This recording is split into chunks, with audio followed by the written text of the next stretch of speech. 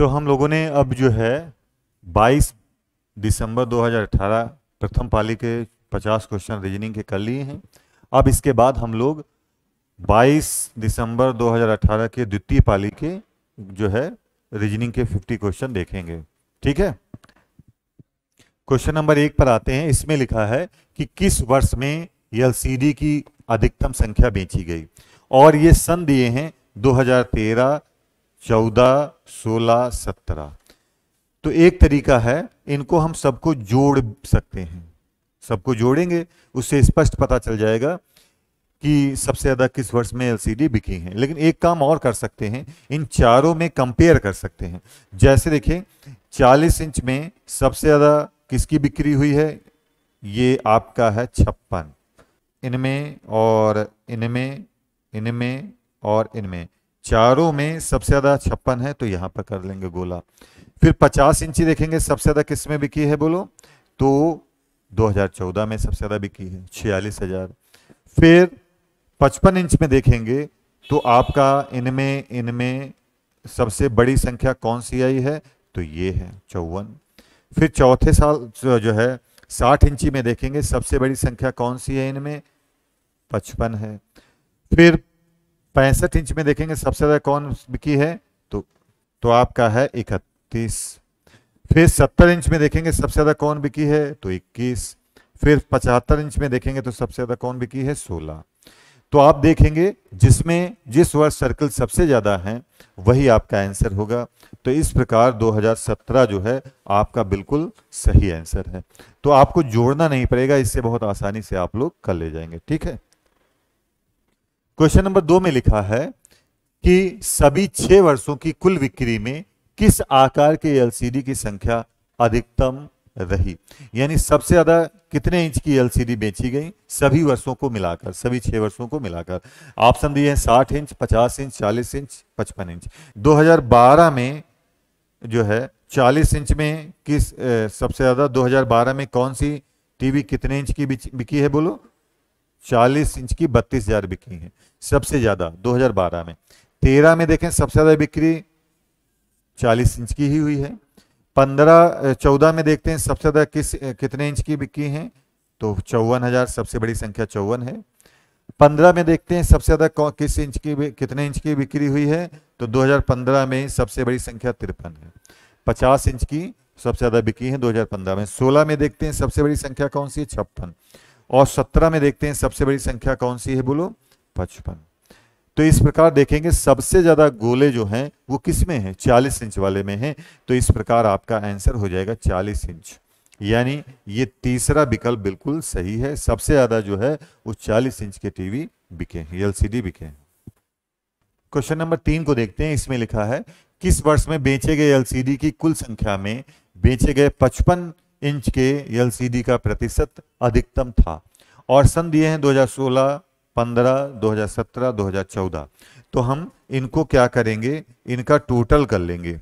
पहले इनका टोटल कर लेंगे ऐसे करके, 2014 में कितने बिके, 2015 में, 2016 में, ऐसे टोटल कर लेंगे। और 55 इंच के 2014 में 46, इसमें 51, इसमें 49 और इसमें 54। अब इनको हम परसेंटेज में बदल लेते हैं। जो है 46 हम ऊपर रखेंगे, नीचे रखेंगे कुल संख्या 224, और किसी भी भिन्न को प्रतिशत में बदलने के लिए कितने से गुणा करनी पड़ती है, 100 से। 20.53 ये हम भाग कर लेंगे तो आपका आंसर कितना आ जाएगा, 20.53। ऐसे दूसरे में कर लेंगे। 2015 में 51 बटे कुल संख्या कितनी है, 238,000 गुणे 100 कर लेंगे तो 21.42% भाग कर लेंगे तो कितना आ जाएगा, 21.42%। ऐसे 2016 में कितना है, 49 बटे 241 गुणे 100। इसको हल कर लेंगे 20.33%। और ऐसे ही 2017 को देख लेंगे तो इसमें है 54, तो 54 बटे कितना है, 262 जी, 262 गुणे 100 कर लेंगे तो ये इस प्रकार आ जाएगा 20.61%। तो आप देखेंगे सबसे ज्यादा परसेंटेज कब का है, 2015, जब 51 एलसीडी बिके थे, 51,000। तो 2015 आपका आंसर है, और इस प्रकार आपका जो है 2015 सेकेंड वाला ऑप्शन बिल्कुल सही है। इसमें थोड़ा कैलकुलेशन है, वो करनी पड़ेगी, ठीक है। क्वेश्चन नंबर 4 को पढ़ते हैं। इसमें लिखा है, नीचे दिए गए प्रश्न के अनुसार दिए गए दोनों कथनों को पढ़ें, तय करें कि प्रश्न का उत्तर देने के लिए कौन सा कथन पर्याप्त है। प्रश्न क्या है, विजय का जन्म किस वर्ष हुआ, हमको वर्ष निकालना है। पहला कथन दिया है, विजय इस समय अपनी माता से 24 साल छोटा है, तो इससे वर्ष नहीं पता चल पाएगा, ये जब कोई वर्ष दिया होगा तभी पता चलेगा। दूसरा क्या है, विजय का भाई जिसका जन्म 2000 में हुआ है, जो अपनी माता से 30 साल छोटा है, इसका मतलब माँ की जो पैदाइश है वो होगी 2000 से 30 साल पहले 1970 हो जाएगी, ठीक है। और इससे विजय जो है अपनी माता से 24 साल छोटा है, यानी विजय का जन्म हुआ होगा 24 साल छोटा है 1994। तो हमने दोनों कथनों को जब शामिल किया तो हमारा आंसर आ गया कि विजय का जन्म किस वर्ष हुआ था। तो इसका आंसर हो जाएगा, दोनों कथन 1 और 2 पर्याप्त हैं, ठीक है। तो आपको दोनों कथनों का इस्तेमाल करना पड़ेगा आंसर जानने के लिए, ठीक है। अगले क्वेश्चन पे आते हैं। क्वेश्चन नंबर 5 में आते हैं। इसमें लिखा है, नीचे दिए गए प्रश्न के अनुसार दिए गए दोनों कथनों को पढ़ें, तय करें कि प्रश्न का उत्तर देने के लिए कौन सा कथन पर्याप्त है। इसमें प्रश्न में लिखा है कि 18 पेनों की कुल लागत क्या होगी यदि इनमें से प्रत्येक की कीमत समान है। तो हम लोग पहला जो है वो कथन लेते हैं। इसमें लिखा है, प्रत्येक पेन की लागत का 1/4 50 रुपये है। तो 1/4 50 रुपये है, यानी एक पेन की कीमत कितनी हो जाएगी, 200 रुपये। 1/4 की वैल्यू दी है, 1/4 की वैल्यू दी है 50 रुपये, तो पेन की लागत हो जाएगी कितनी, 200 रुपये। और 18 पेन की कुल लागत पूछा है, तो गुणे 18 करा देंगे तो ये आ जाएगा 3600। तो इससे तो आंसर निकल आएगा। अब दूसरे को भी देखते हैं। 3 पेनों की कुल लागत 2 पेनों की कुल लागत से 200 रुपये अधिक है, ठीक है। ये शब्द कम और अधिक आएगा, तो इसका मतलब ये क्या दिया है, बोलो, अंतर दिया है। और इसमें लिखा है कि प्रत्येक पेन की लागत क्या है, समान है। तो हम मान लेते हैं प्रत्येक पेन की लागत समान है, यानी x रुपये है, तो 3 की कीमत कितनी हो जाएगी, 3x। और 2 पेनों की कीमत कितनी हो जाएगी, 2x। और अधिक शब्द आया है, तो इनका दोनों का अंतर कितने के बराबर है, बोलो, 200। तो यहां से x की वैल्यू कितनी आ जाएगी, 200। 18 पेन की पूछा है, तो 18 से गुणा करा देंगे, तो इसका भी आंसर आ जाएगा 3600। तो आप चाहे पहले से भी लगा सकते हैं इसको, और दूसरे कथन से भी इसको जो है ज्ञात कर सकते हैं। तो इस प्रकार आपका ऑप्शन हो जाएगा, या तो कथन फर्स्ट या कथन सेकंड पर्याप्त है, यानी दोनों में से किसी एक से आप जो है आंसर निकाल सकते हैं, ठीक है दोस्तों। क्वेश्चन नंबर 6 में देखते हैं। इसमें लिखा है, नीचे दिए गए प्रश्न के अनुसार दिए गए दोनों कथनों को पढ़ें, तय करें कि प्रश्न का उत्तर देने के लिए कौन सा कथन पर्याप्त है। कि गुड का कोड पूछा है, तो सबसे पहले इसमें लिखा है, इसको हम लोग क्या लिख सकते हैं, he is a good singer. और इसको क्या लिख सकते हैं, सी विल सिंग गुड सॉन्ग। तो हम लोग देखेंगे इधर वाले में कॉमन क्या है, गुड, एक ही कॉमन है। तो उधर भी हमको एक ही कॉमन मिलेगा, इसकी कोडिंग में भी। तो कोडिंग में कॉमन क्या है, बीई। तो इस प्रकार गुड का जो है वो कोड हो जाएगा बीई, ठीक है दोस्तों। अब सेकंड वाले कथन को देखते हैं। इधर देखेंगे, इधर कॉमन क्या है, इसमें और इसमें कॉमन क्या है, एक तो ही कॉमन है और दूसरा गुड कॉमन है। तो यहां पर 2 कॉमन है, तो उनमें यह डिसाइड नहीं कर मिलेगा कि ये कोड ही का है कि गुड का है, ठीक है। एग्जैक्ट निकालने के लिए दोनों तरफ एक ही कॉमन होना चाहिए था। तो इस प्रकार आपका आंसर देने के लिए पहला निष्कर्ष सही है, नहीं, पहला कथन सही है। पहले कथन से आंसर आ जाएगा, लेकिन सेकंड से नहीं आएगा। तो आपका जो है पहला ऑप्शन बिल्कुल सही है। कथन अकेला कथन एक पर्याप्त है, जबकि सेकंड पर्याप्त नहीं है। ठीक है दोस्तों। क्वेश्चन नंबर 7 में लिखा है कि गुणे का प्रयोग जमा का मतलब है प्लस के लिए, और भाग का प्रयोग घटाने के लिए माइनस के लिए किया जाता है। प्लस का प्रयोग गुणे के लिए और माइनस का प्रयोग भाग के लिए किया जाता है। तो इसका आंसर क्या होगा? तो पहले बात तो हम चिन्हों को में परिवर्तन कर लेते हैं। 20 तो गुणे के लिए प्लस का यूज करेंगे 16, माइनस के लिए क्या प्रयोग किया जाता है? भाग 4 लिखेंगे, और प्लस के लिए क्या प्रयोग किया जाता है? गुणा, और भाग के लिए क्या प्रयोग किया जाता है? माइनस। अब हम लोग बोर्डमास के नियम का पालन करेंगे। तो सबसे पहले हम लोग क्या करेंगे? भाग करेंगे। 20 + 4 गुणे 2 - 8। इसके बाद भाग के बाद हम लोग बोर्डमास के नियम में क्या करते हैं? गुणा करते हैं। तो गुणा करा देंगे, तो 20 + 8 - 8। इसके बाद हम लोग जोड़ेंगे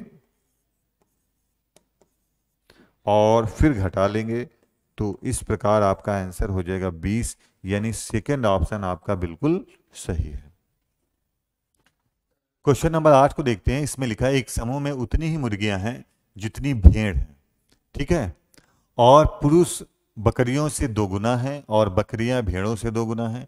यदि पैरों की कुल संख्या 44 है तो कितने 4 पैर वाले जानवर हैं? तो सबसे पहले हम लोग लिखेंगे कौन कौन जानवर हैं। एक तो मुर्गियां हैं, हाँ, फिर जो है भेड़ हैं, फिर पुरुष हैं और बकरियां हैं।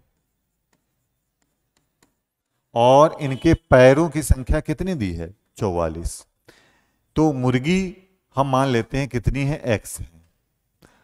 जितनी भेड़ है यानी इनकी संख्या बराबर है। ठीक है, पुरुष बकरियों से 2 गुना है और बकरियां भेड़ों से 2 गुनी है। तो बकरियां भेड़ों से 2 गुनी हैं यानी 2x हो जाएंगे, और पुरुष बकरियों से 2 गुने हैं यानी 4x हो जाएंगे। अब ये जो बराबर दिए हैं ये पैर दिए हैं। ये क्या दिए हैं? पैर दिए हैं। तो पैर, मुर्गी के 2 पैर होते हैं तो इसको 2 से मल्टीप्लाई कर देंगे। भेड़ के 4 पैर होते हैं तो इसको 4 से मल्टीप्लाई कर देंगे। पुरुष के 2 पैर होते हैं तो इसको 2 से मल्टीप्लाई कर देंगे, और बकरी के 4 पैर होते हैं तो इसको 4 से मल्टीप्लाई कर देंगे।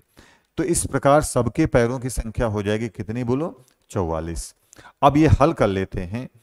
तो ये हो जाएगा 2x, ये हो जाएगा 4x, ये हो जाएगा 8x, और ये भी 8x हो जाएगा।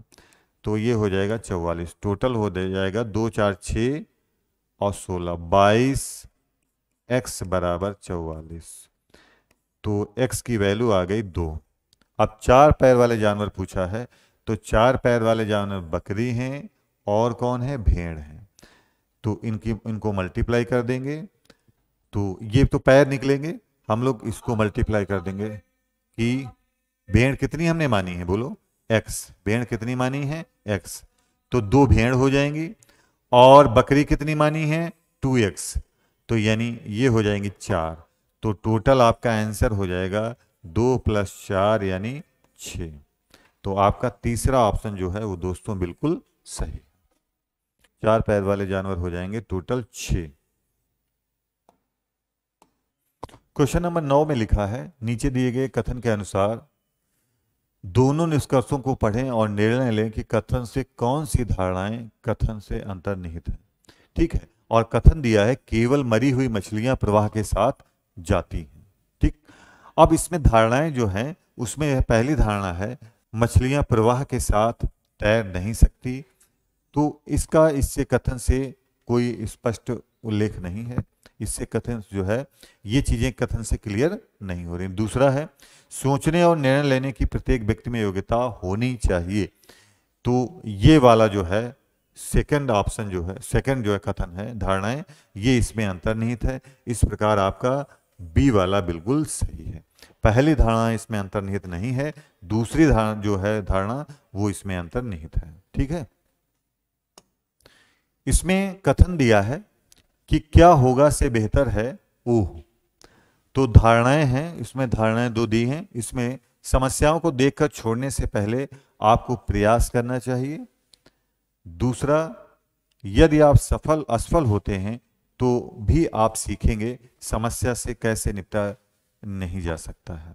तो इसमें दोनों धारणाएं जो हैं वो अंतर निहित हैं, क्योंकि क्या होगा आप जानेंगे जब कोई काम करेंगे, है ना। तो इसमें दोनों धारणाएं अंतर्निहित हैं। इसका मतलब है आपका जो चौथा विकल्प है वो बिल्कुल सही है। क्वेश्चन नंबर 11 में लिखा है किसी रिवर्स वर्णमाला श्रृंखला में बाईं ओर से 12वें अक्षर के दाईं ओर कौन सा अक्षर होगा। तो हम रिवर्स वर्णमाला है इसलिए इसको ही रिवर्स कर देते हैं, बाएं को कर देते हैं दाएं और दाएं को कर देते हैं बाएं। ठीक है। अब कहा है कि किसी रिवर्स वर्णमाला श्रृंखला में यानी जेड की तरफ से दाएं ओर 12वें अक्षर, तो दाहिने से 12वां अक्षर हो जाएगा। दाहिने से 12वां निकालने का मतलब है हम टोटल 27 में से 12 घटाएंगे। अंग्रेजी वर्णमाला में 26 अक्षर होते हैं, एक जोड़ करके 27 में से 12 घटाएंगे तो आ जाएगा 15। और बाएं से 15वें नंबर पर कौन सा होता है ओ का स्थान बाएं से कौन होता है 15वां। और दाहिने से ये होगा कौन से नंबर पर 12वें नंबर पर। ठीक है, दाएं से बाएं 12वें नंबर पर आएगा ओ। अब कहा है उसके बाएं 8वां अक्षर कौन सा होगा। तो 15 के बाएं 8 यानी इधर बाएं तो इसमें से 8 घटा देंगे 15 में से तो आ जाएगा 7। और अंग्रेजी वर्णमाला में 7 नंबर पर आता है कौन सा बोलो जी। तो इस प्रकार आपका चौथा विकल्प बिल्कुल सही है। ठीक है। क्वेश्चन नंबर 12 में को पढ़ते हैं। इसमें लिखा है यदि अंग्रेजी वर्णमाला को पहले और अंतिम वर्णाक्षर को छोड़कर 4 भागों में बांटा जाए तो प्रत्येक भाग को रिवर्स कर दिया जाए तो बाएं से 18वां अक्षर कौन सा होगा। ठीक है, इसमें रिवर्स करना है तो पहले और अंतिम अक्षर को रिवर्स नहीं करना है। तो पहला अक्षर जो है इसको पहला अक्षर ए वैसे ही रहेगा और अंतिम अक्षर जेड जो है ये वैसे ही रहेगा, इसको रिवर्स नहीं करना है। तो अंग्रेजी वर्णमाला में 26 अक्षर होते हैं, 2 अगर निकाल दें तो टोटल बचेंगे 24। इसको 4 भागों में बांटना है तो यानी एक भाग में 6 वो आएंगे। तो पहले पार्ट को रिवर्स करेंगे, फिर दूसरा पार्ट, फिर तीसरा पार्ट और फिर चौथा पार्ट और यहां पर जेड रहेगा। ठीक है। तो जैसे ये है ए बी, ऐसे देखिए तो ए यहां पर आ जाएगा B C D E F G. ऐसे इसको रिवर्स करेंगे कि जी के बाद क्या आएगा एच आई जे के एल एम। ऐसे ही N O P Q R S. ठीक है। तो 6 में हमने रिवर्स कर दिया, पहले 6 को रिवर्स किया, उल्टा लिख दिया, दूसरे 6 को रिवर्स किया और अगले 6 को रिवर्स किया। मेरे अब जो है इसको करने की कोई ज़रूरत नहीं है। अब हमको 18 नंबर पर बताना है। तो 18वां हो गया, अगर 18वां हो गया गिन लेंगे आपका आंसर हो जाएगा ओ। ठीक है। 18वें नंबर पर कौन आएगा, बाएं से 18वें नंबर पर आएगा ओ। तो इस प्रकार आपका दूसरा विकल्प बिल्कुल सही है। क्वेश्चन नंबर 13 है कि इसका जो इससे संबंध है वही संबंध इन चारों में से किससे है, किस में सही है। ठीक है। तो ये बिल्कुल इंग्लिश पर आधारित है, अगर आपको इसका मतलब पता है तभी आप कर पाएंगे। तो इसका मतलब है गुलामी। फेटर माने गुलामी या परतंत्रता और लिबरेट का मतलब है मुक्त करना, आजाद करना, मुक्त करना। ठीक है। और इसमें इसका मतलब है बेड़ी। बेड़ी का मतलब वही गुलामी है और लूज का मतलब ढीला करना या मुक्त करना, बात एक ही है।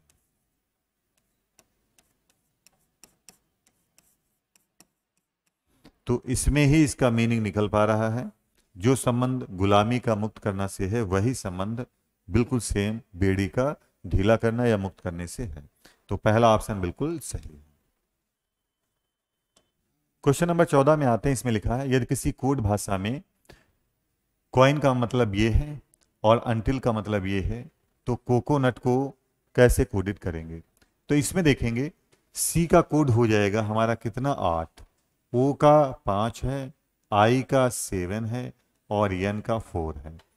ऐसे इसमें देखेंगे तो यू का कोड 9 हो जाएगा, यू का कोड 9 हो जाएगा उधर देख के। एन का तो 4 है ही है, टी का 3 है, आई का 7 है और यल का 1 है। यल का क्या है 1 है। तो इसमें वैसे ही लिख देंगे, कोकोनट का बताना है। तो सी का मतलब है कितना आया है 8, यहां पर आएगा 8 और देखेंगे तो 8 आया है चौथे ऑप्शन में। पहले नंबर पर 8 किस में आया है, चौथे नहीं, और इस दूसरे में भी आया है। तो ओ का कोड क्या है, ओ का है 5, सी का फिर 8 आएगा, ओ का फिर 5 आएगा, एन का आएगा 4, यू का कितना आएगा 9 और टी का कितना होगा बोलो 3। इसमें से देख के कर लेंगे तो जिसमें ये आएगा वही आपका आंसर सही है। और ये आया है आपका दूसरे ऑप्शन में। किसमें आया है, दूसरा ऑप्शन। तो इस प्रकार दूसरा ऑप्शन बिल्कुल आपका सही है। क्वेश्चन नंबर 15 में लिखा है एक दौड़ प्रतियोगिता में रेखा 1 सेकंड मार्जिन से माला से पहले आई, इनका आरुषि से 12 सेकंड पहले आई और वसंता गौरी से 18 सेकंड से पहले आई।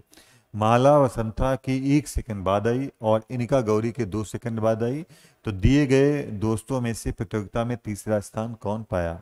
ठीक है, तो सबसे पहले हम इसको बनाते हैं कि क्या लिखा है, रेखा 1 सेकंड मार्जिन से माला से पहले आई।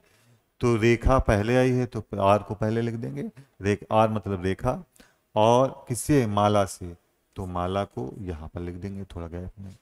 ठीक है, आप देखेंगे रेखा और माला में से कोई कहां पर आया है, तो रेखा और माला में से कोई एक आएगा यहां पर।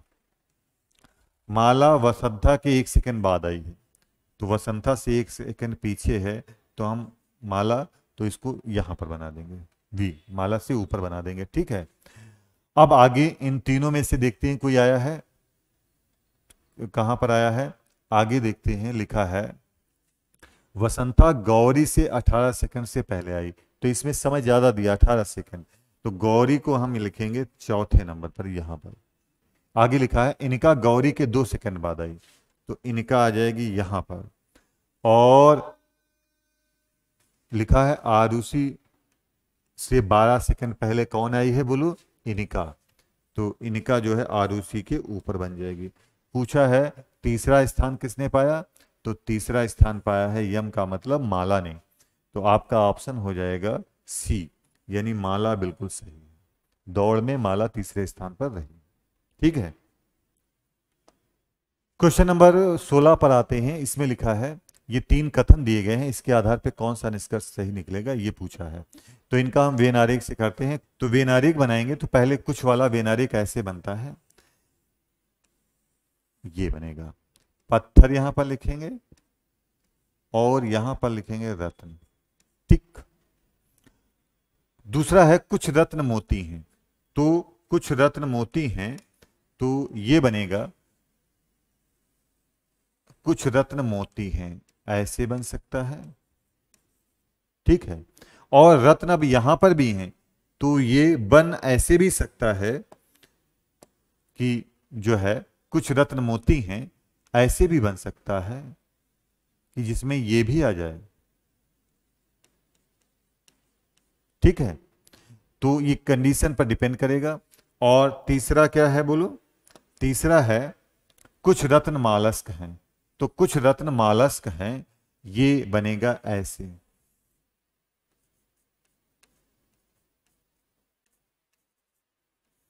ठीक है, अब ये जो है ये रत्न, रत्न यहां भी हैं, रत्न यहां भी हैं, तो ये मालस्क पत्थर में भी आ सकता है और नहीं भी आ सकता है, ऐसे मोती में भी आ सकता है और नहीं भी आ सकता है। निष्कर्ष वही सही माना जाएगा जो सारी कंडीशन में सही होगा। ठीक है दोस्तों, अब हम देखते हैं निष्कर्ष दिए क्या है।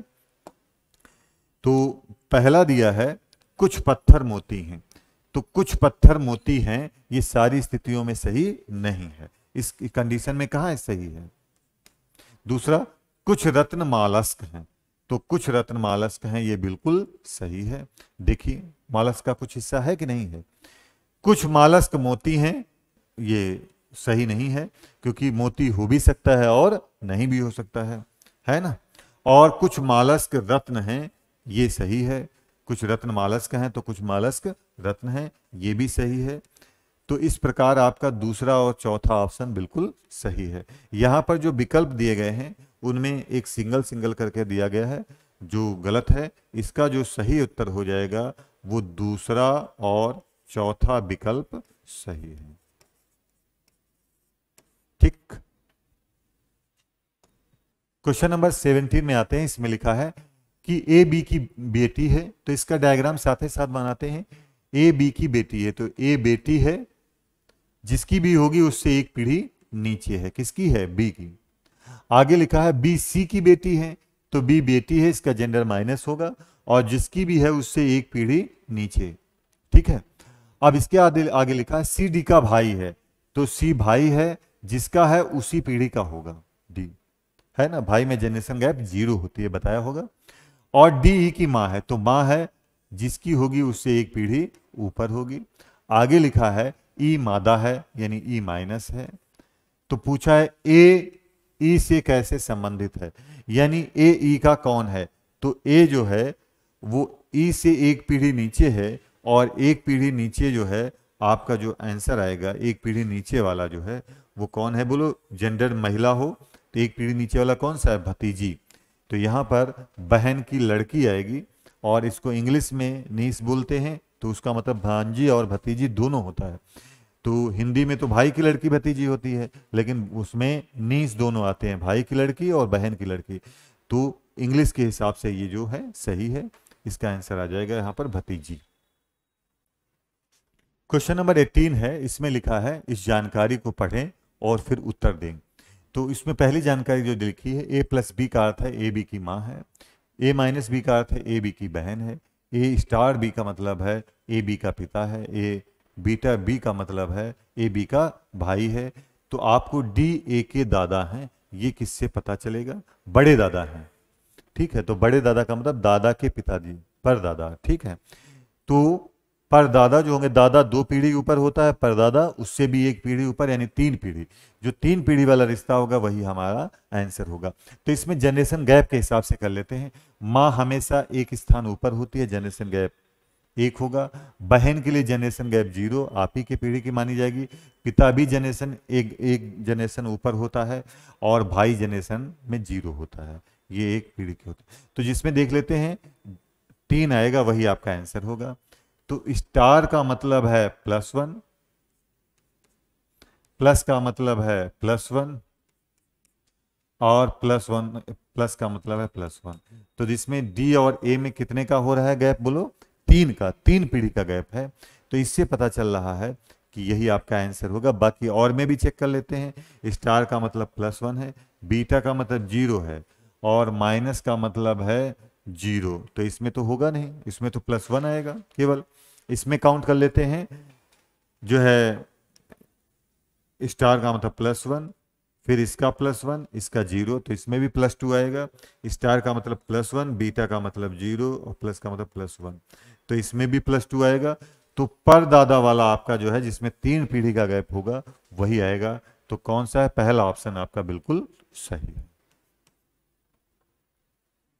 क्वेश्चन नंबर 19 देखते हैं। यदि दी गई छवि को 90 डिग्री पर घड़ी की दिशा का उल्टा घुमाया जाए, यानी घड़ी के विपरीत दिशा में घुमाया जाए, तो इसकी दर्पण छवि छवि के बेस पर रखे गए से ली जाती है, तो परिणामी संरचना कैसी होगी?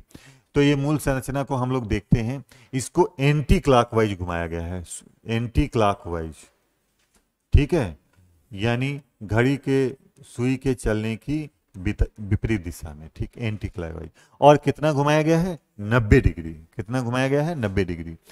तो ये इसका मतलब ये है, जो ये वाली आकृति है ये कहाँ आप आ जाएगी? यहाँ पर। ठीक है, और ये वाली आकृति यहाँ पर सब अपने 90 स्थान, एक क्वार्टर जो है वो आगे बढ़ जाएंगे इसमें। तो ये वाली आकृति यहाँ आ जाएगी, ये वाली आकृति यहाँ आ जाएगी। तो इसमें देखेंगे कि आप केवल चौथे ऑप्शन में देखेंगे कि ये ऐसा हुआ है। तो इस प्रकार चौथा ऑप्शन आपका बिल्कुल सही है। ठीक। क्वेश्चन नंबर 20 को देखते हैं। इसमें लिखा है कितने छात्रों ने बी और सी दोनों में पास किया। तो बी और सी दोनों, तो बी और सी, ये बी वाला गोला है और ये सी वाला, बी और सी दोनों में एक तो 5 आएगा, और ये 4 है, ये तीनों में है।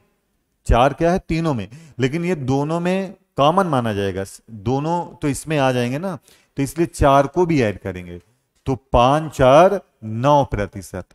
तो बी और सी दोनों में पास हो जाएंगे, दोनों में पास का प्रतिशत हो जाएगा कितना? 9%। काहे का? टोटल संख्या दी है कितनी? ये दिया 400, टोटल संख्या दी है 400, 400 का 9% निकाल लेंगे तो आपका आंसर आ जाएगा 36। तो इस प्रकार आपका चौथा विकल्प बिल्कुल सही। ठीक। क्वेश्चन नंबर 21 है, पूछा है कितने छात्रों ने न्यूनतम एक परीक्षा पास नहीं की। तो एक परीक्षा पास नहीं की, तो इसमें देखें एक परीक्षा पास कितने लोगों ने की है। तो एक परीक्षा पास की है 16, 22 और 21। और कितने लोगों ने पास नहीं की, बाकी को जोड़ देंगे तो 4 4 8 3 11 और 5 16, कितना हो जाएगा? 16। तो हम लोग 400 का 16% निकालेंगे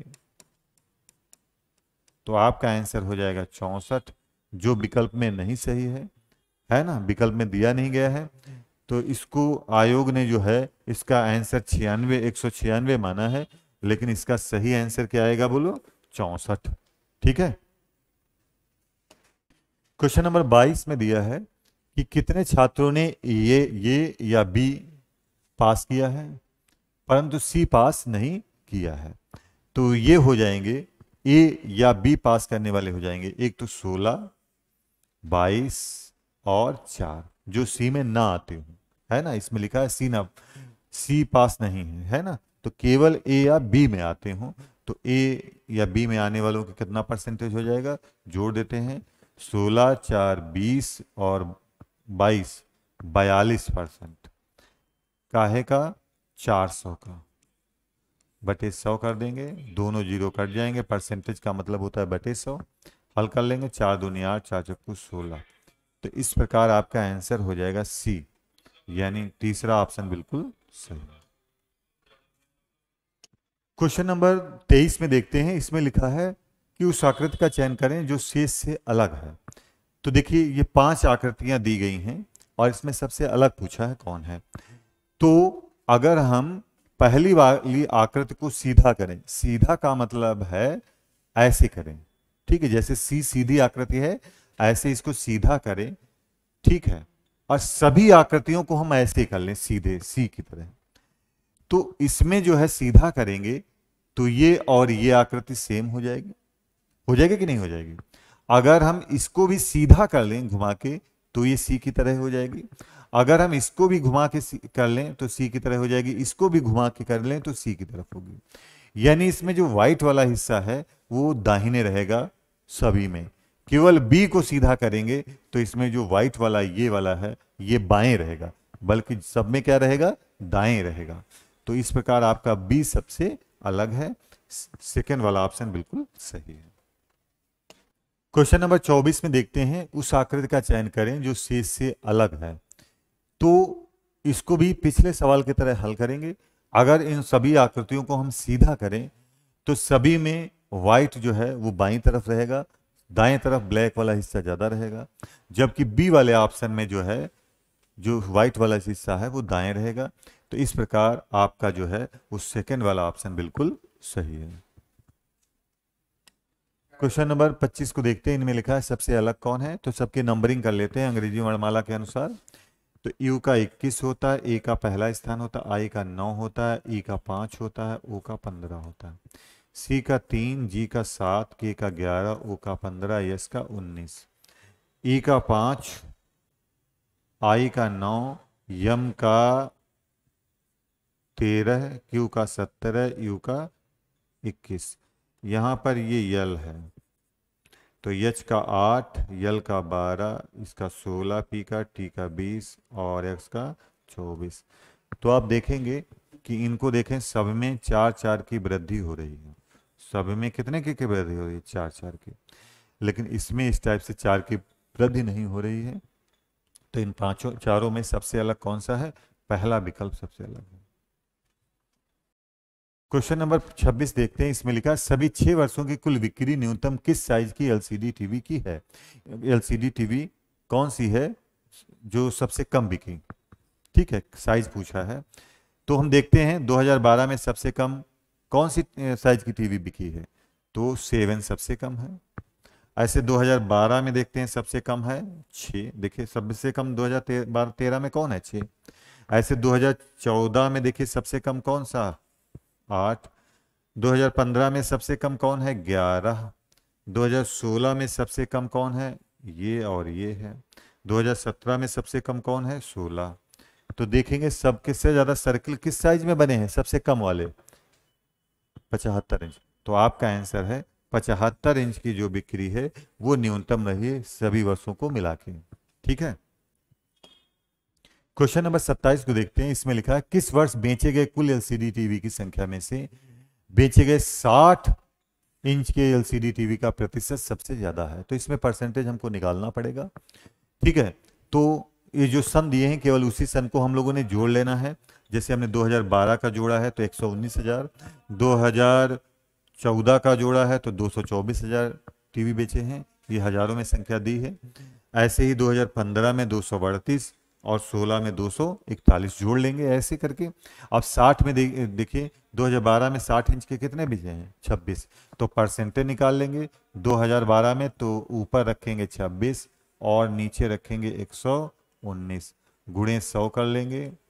तो ये आपका आंसर आ जाएगा, भाग कर लेंगे। ठीक है, कितना आ जाएगा? 21.8।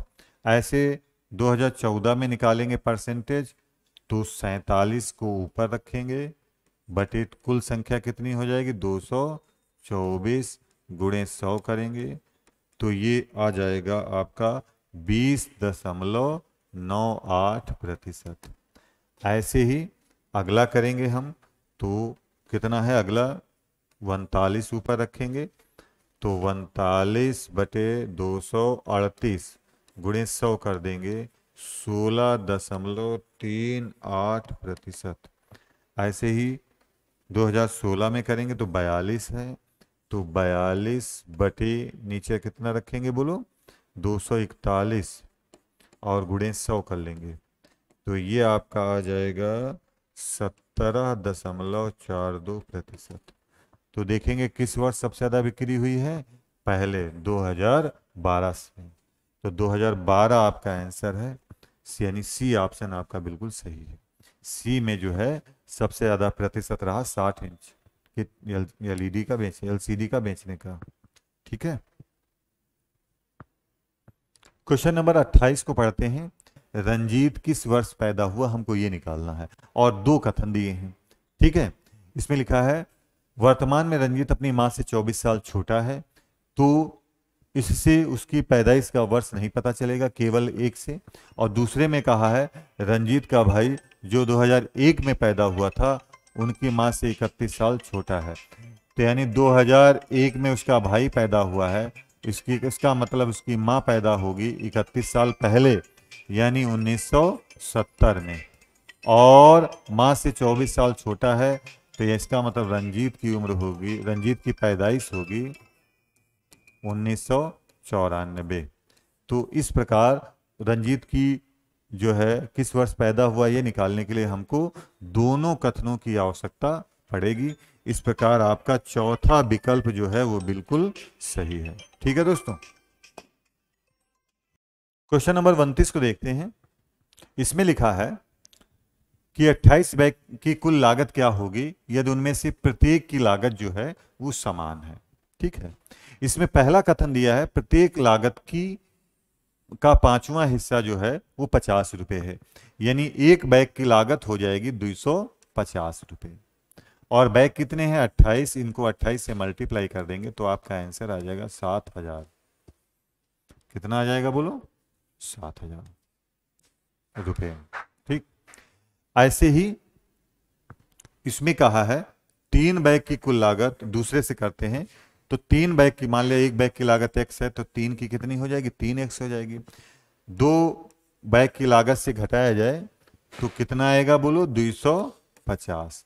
तो यहां पर x की वैल्यू कितनी आ जाएगी, 250। अब पूछा है जो है 18 की कितनी हो जाएगी, तो 18 गुणे 250 यानी 7000। तो इस प्रकार इससे भी आंसर निकल आएगा। तो दोनों वाला आपका सही होगा, कथन 1 या कथन सेकंड, दोनों से आंसर निकाला जा सकता है। तो चौथा ऑप्शन आपका बिल्कुल सही है। क्वेश्चन नंबर 30 को देखते हैं। इसमें लिखा है मार्बल्स कैसे लिखा जाएगा, इसका कोडिंग पूछा है। तो सबसे पहले हम पहला कथन देखते हैं।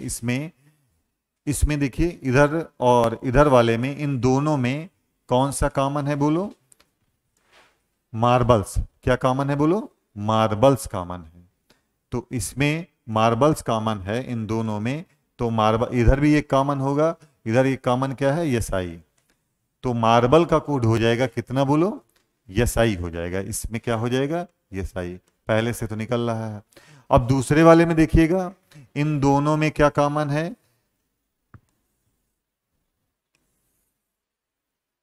तो एक तो मार्बल कॉमन है ही है, दूसरे इसके साथ साथ जो है वो आर भी कॉमन है।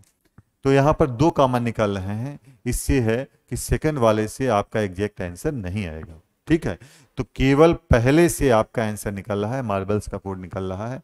तो केवल कथन सही है, ए पहला सही है, जबकि सेकंड सही नहीं है। तो आपका पहला जो ऑप्शन है वो बिल्कुल सही है। इसमें लिखा है कि कूट वाक्य इसका अर्थ है हीज वेल। तो किस कूट शब्द का अर्थ वेल है, ठीक है।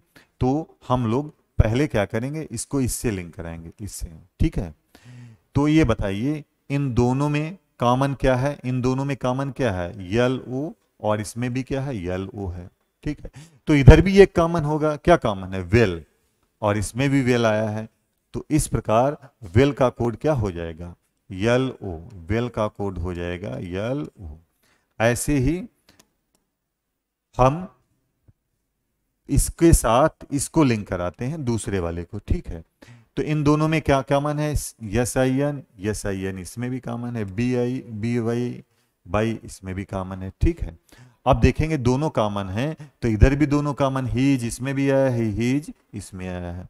तो इसका मतलब है वेल का कोड क्या हो जाएगा, यल ओ। क्या हो जाएगा, यल ओ। तो आपका आंसर दोनों से निकल रहा है अलग अलग। तो इस प्रकार आपका ऑप्शन जो है या तो कथन 1 या कथन 2 सही है, दोनों से आंसर आ रहा है। तो सी ऑप्शन आपका बिल्कुल सही है। ठीक है,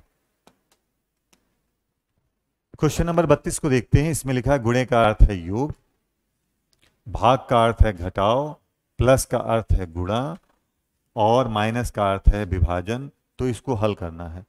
तो गुणे का अर्थ क्या है, योग, तो गुणे की जगह पर प्लस कर देंगे, वैसे ही लिख लेंगे 20 और 16। माइनस का अर्थ क्या है, विभाजन, तो विभाजन का यहां पर भाग का चिन्ह लगा देंगे। प्लस का अर्थ है गुणा, तो यहां पर गुणा कर देंगे। भाग का अर्थ दिया है घटाओ, तो यहां पर माइनस कर देंगे। अब इसको हल करना है। तो सबसे पहले हमको पता है बोर्ड मास के नियम में सबसे पहले क्या करते हैं, भाग करते हैं। तो भाग करेंगे तो 20 और प्लस इसको भाग करेंगे तो 8 आ जाएगा, गुणे 2 माइनस 8। अब बोर्ड मास के अनुसार उसके बाद क्या करते हैं, भाग के बाद गुणा करते हैं, गुणा कर लेंगे तो 20 प्लस 16 माइनस 8। अब इसके बाद जोड़ेंगे तो 36 माइनस 8। तो इस प्रकार आपका आंसर हो जाएगा 28, यानी आपका पहला विकल्प बिल्कुल सही है। ठीक है, क्वेश्चन नंबर 33 को देखते हैं। इसमें लिखा है एक खेत में उतनी ही मुर्गियां हैं जितनी भेड़ें हैं, पुरुष की संख्या बकरियों से दोगुनी है तथा बकरियों की संख्या भेड़ों से दोगुनी है। तो यदि पैरों की कुल संख्या 44 है तो खेत में पुरुषों की संख्या बताओ। इस टाइप का क्वेश्चन अभी हम लोगों ने पीछे हल किया है, वैसे ही हल करते हैं। पहले नंबर पर लिखते हैं मुर्गी, ठीक, इनकी संख्या मान लेते हैं हम कितनी, x। फिर उसके बाद लिखते हैं भेड़, भेड़ की संख्या इसके बराबर है, इसको भी x मान लेते हैं।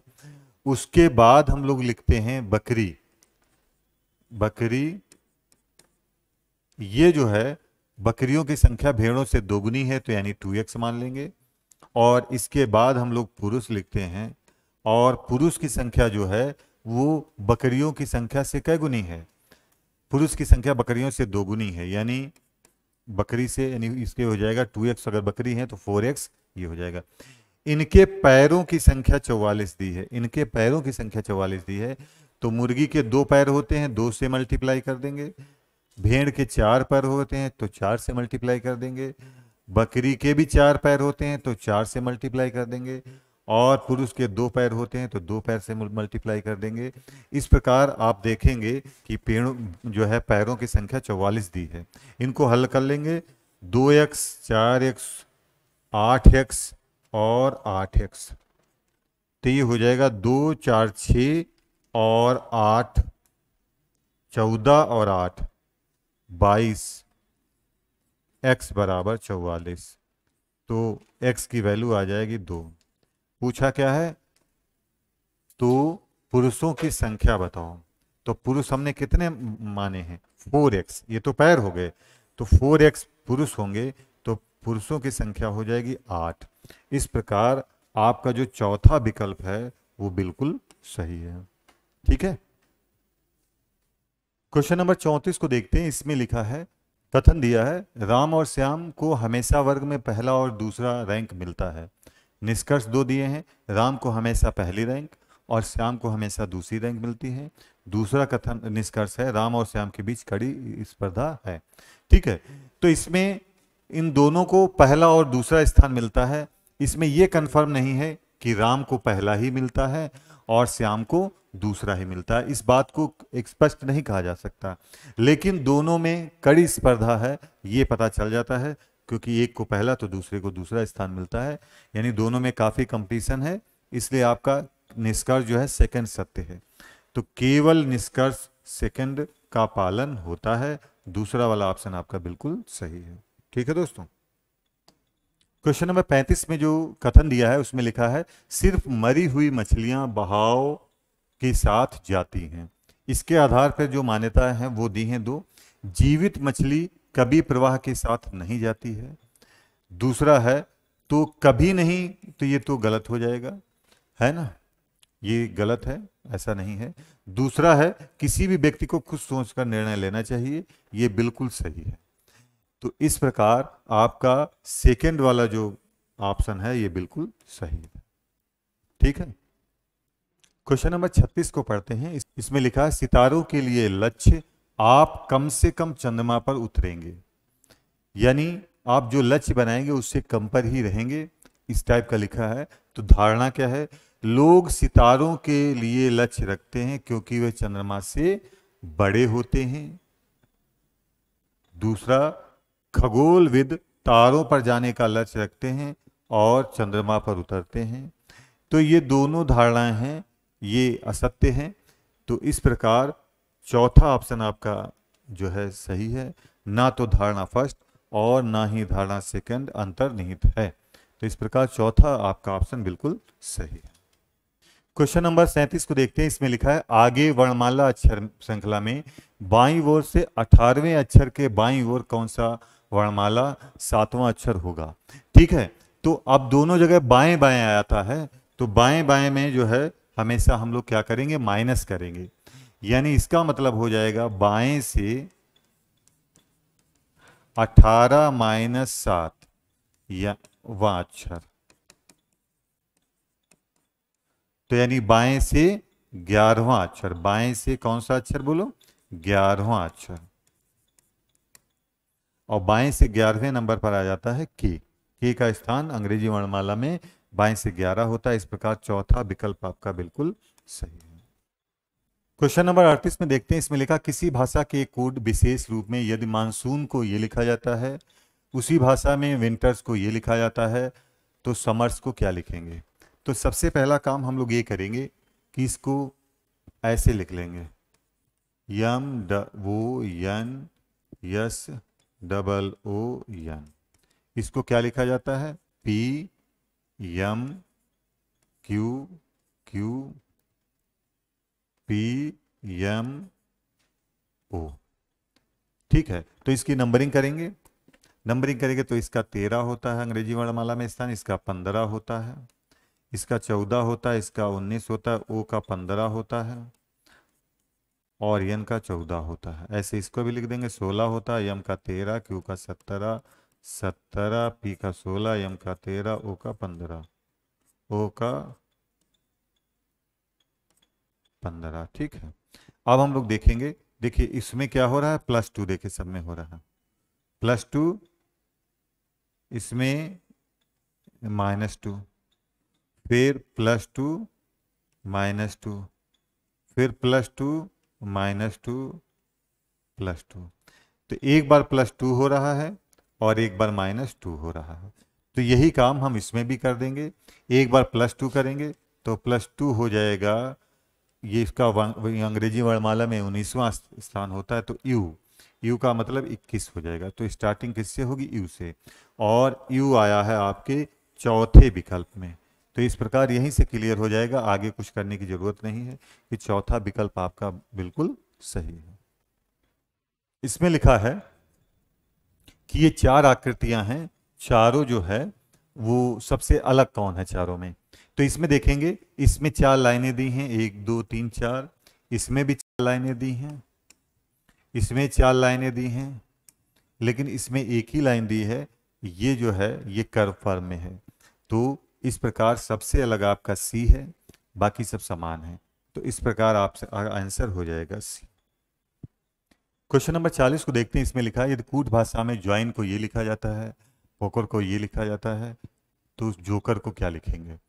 तो हम लोग इसमें क्या करेंगे, जे का क्या आएगा, जे के लिए कौन सा अंक आएगा 8, ओ के लिए 5, आई के लिए 7, यन के लिए 4। ऐसे पी के लिए क्या आएगा बोलो 9, ओ के लिए क्या आएगा 5, के लिए 3 आएगा, उधर से देख लेंगे, ई के लिए 2 आएगा, आर के लिए 1 आएगा। अब इसमें पूछा किसका है, जोकर का। तो जे के लिए देखिए क्या आया है, जे के लिए आया है 8, ओ के लिए 5 और 3 2 1, तो 85 321 किस में आया है, तीसरे ऑप्शन में। इस प्रकार आपका यही ऑप्शन बिल्कुल सही है। क्वेश्चन नंबर 41 में 2 कथन दिए गए हैं, आपको इसको वेन आरेख बनाना है और उससे बताना है कि कौन सा निष्कर्ष सही है। तो कुछ वाला वेन आरेख हमेशा ऐसे बनता है, ठीक है। तो यहां पर लिख देंगे पेंसिल और यहां पर लिख देंगे छड़, और दूसरा क्या है, सभी छड़े पेड़ हैं। तो सभी छड़े पेड़ हैं, इसका वेन आरेख बनेगा ऐसे।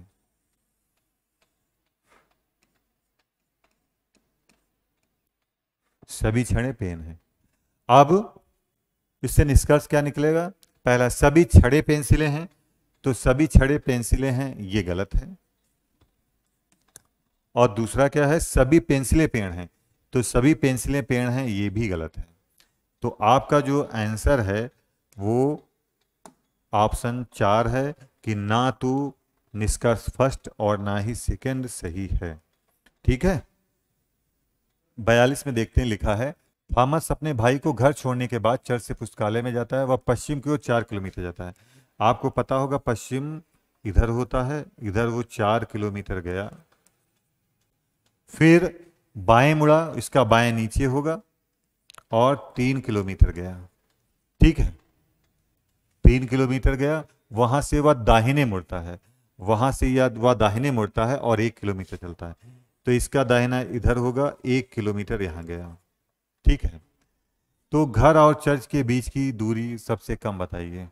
तो घर से बीच जो है इसकी दूरी पूछा है। तो पहले नंबर पर क्या था, चर्च था, फिर उसके बाद घर आया और वहां से मुड़ता पुस्तकालय जाता है, यहां पर इसका पुस्तकालय है, ठीक है। तो पूछा है घर और चर्च के बीच की दूरी, तो घर और चर्च के बीच की दूरी हो जाएगी 5 किलोमीटर। ये वाली दूरी मानेंगे, क्योंकि एक भुजा अगर 4 है तो दूसरी 3 है, तो तीसरी कौन कितनी हो जाएगी 5। ये बताया था कि नहीं बताया था। तो इस प्रकार आपका पहला विकल्प बिल्कुल सही है। क्वेश्चन नंबर 43 को देखते हैं। इसमें लिखा है, यदि किसी कोड भाषा में सी को 5 और इसको इतना 37 लिखा जाता है, तो जापान को क्या लिखेंगे। तो देखिए सी का अंग्रेजी वर्णमाला में कितना स्थान होता है? 3। और अगर हम 3 में 2 जोड़ दें तो 5 लिखा गया है, ठीक है। ऐसे ही देखो इसको क्या लिखा गया है, 3 है, 3 में 2 जोड़ दें तो कितना हो जाएगा? 5, है ना। ऐसे ही ई का अंग्रेजी वर्णमाला में स्थान होता है 5 और +2 लिखेंगे। ऐसे ए का 1 होता है +2 लिखेंगे, और टी का 20 होता है +2 लिखेंगे। इन सबको जोड़ देंगे तो हमारा 37 आ जाएगा। ऐसे ही जापान के लिए देखिए क्या लिखेंगे, जे का 10 होता है तो हम 12 लिखेंगे, 2 बढ़ा के लिखेंगे, ठीक है। ए का 1 होता है लेकिन हम 3 लिखेंगे। पी का अंग्रेजी वर्णमाला में 16 होता है लेकिन हम 18 लिखेंगे। ए का 1 होता है लेकिन 3 लिखेंगे। यन का 14 होता है लेकिन 16 लिखेंगे। और अब इनको हम जोड़ लेंगे तो 12 3 15, 18 33, 3 36 और 16 52। तो इस प्रकार आपका ऑप्शन जो है वो सी बिल्कुल सही है, ठीक है। क्वेश्चन नंबर 44 को देखते हैं। इसमें लिखा है ए बी की पुत्री है। तो ए पुत्री है किसकी? बी की। जिसकी पुत्री है उससे एक स्थान नीचे होगी। बी सी की बेटी है, तो बी सी की बेटी है, जिसकी बेटी है उससे एक स्थान नीचे बनेगी, ठीक है। आगे लिखा है सी डी का भाई है। तो सी भाई है, जिसका है उसी पीढ़ी का होगा, दाएं या बाएं बना देंगे। डी ई की माँ है, तो डी माँ है किसकी? ई की, तो ई ऐसे बना देंगे। आगे लिखा है यदि ई पुरुष है, यदि ई क्या है? पुरुष है, यानी प्लस का चिन्ह लगा देंगे। तो ए का ई से रिश्ता बताओ, यानी ए ई का कौन है? तो जो ए है वो ई की बहन का लड़का है, लड़की है। जो ई ए है वो ई की बहन की लड़की है, यानी आपका आंसर हो जाएगा भांजी। बहन की लड़की को क्या बोलते हैं? बोलो, भांजी। ऑप्शन सेकंड आपका बिल्कुल सही है। क्वेश्चन नंबर 45 को देखते हैं। इसमें लिखा है किसी त्रुटिपूर्ण कंपास में पूर्व को उत्तर। तो देख लेते हैं सही कौन होता है। देखिए ये सही वाला है, इधर पूर्व होता है, इधर पश्चिम होता है, इधर उत्तर होता है और इधर दक्षिण होता है, ठीक है। अब इसको क्या कहा गया है? पूर्व को उत्तर कहा गया है, यानी इधर कहा गया है उत्तर, ठीक।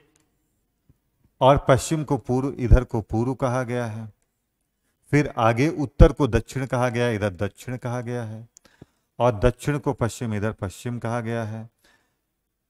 तो इस कंपास पर दक्षिण पूर्व दिशा होगी ये होगी दक्षिण पूर्व। समूह वास्तव में किस दिशा में होगा?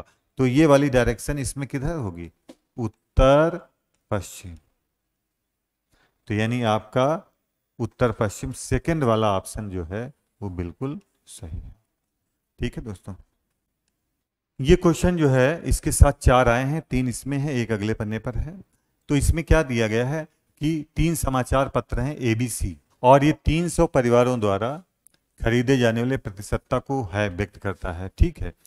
तो ये तीनों जो है ABC जो है समाचार पत्र हैं, ये इतने द्वारा खरीदे जाते हैं। ये वेन डायग्राम पर आधारित प्रश्न है, इस पर काफ़ी क्वेश्चन पूछे जाते हैं, इस पेपर में भी काफ़ी पूछे गए हैं।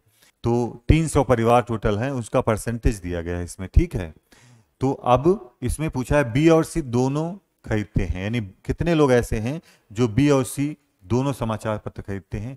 तो बी और सी, जो बी और सी दोनों में आया हो, 4 और 5, यानी 9% हो जाएगा। काहे का 9%? 300 परिवार हैं, तो हम लोग 300 का 9% निकाल लेंगे, तो ये आ जाएगा 27। तो इस प्रकार आपका दूसरा विकल्प सही है, ठीक है दोस्तों। क्वेश्चन नंबर 47 है कि कम से कम 2 समाचार पत्र पढ़ने वाले कितने लोग हैं। तो देखिए इसमें क्या है, जो 2 में आए हैं इनको सबको हम लोग क्या करेंगे? जोड़ देंगे। तो ये हो जाएगा 3 4 7 4 11 और 5 16। तो हम लोग 300 का 16% निकालेंगे, तो ये आ जाएगा आपका 16 3 48, यानी 48 परिवार ऐसे हैं जो 2 समाचार पत्र जरूर पढ़ते हैं।